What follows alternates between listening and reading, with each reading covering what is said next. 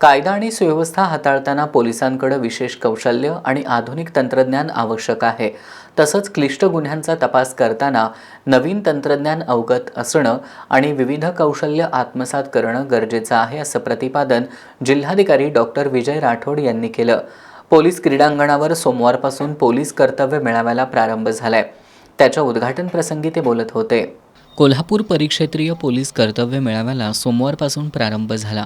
मेळाव्याचे उद्घाटन जिल्हाधिकारी डॉक्टर विजय राठोड, शिवाजी विद्यापीठाचे कुलगुरू राजनीश कामत, प्रकुलगुरू ज्योती जाधव, कोल्हापूर परिक्षेत्राचे विशेष पोलीस महानिरीक्षक रंजन कुमार शर्मा, पोलीस अधीक्षक नीलोत्पल, अप्पर पोलीस अधीक्षक अण्णासू जाधव, उपअधीक्षक सुवर्णा पत्की, अप्पासो पोवार, सतीश कुमार गुरव, प्रवीण गिल्डा यांच्या उपस्थितीत झालं.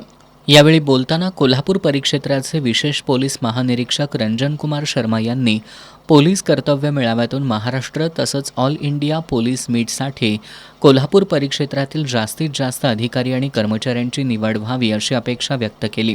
पोलीस अधीक्षक नीलोत्पल यांनी गुन्हेगार तंत्रज्ञानानं विकसित होत असून त्यांच्यापुढं एक पाऊल जाऊन पोलिसांनी तंत्रज्ञानयुक्त असणं गरजेचं असल्याचं सांगितलं.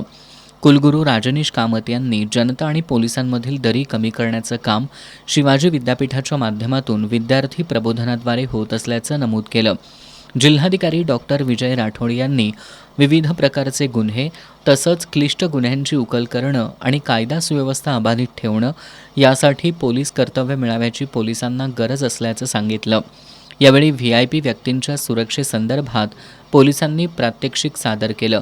सातारा पोलीस दलातील कॉन्स्टेबल आकाश काशीद यांनी रेखाटलेलं जिल्हाधिकारी डॉक्टर विजय राठोड यांचं स्केच समारंभपूर्वक त्यांना देण्यात आलं.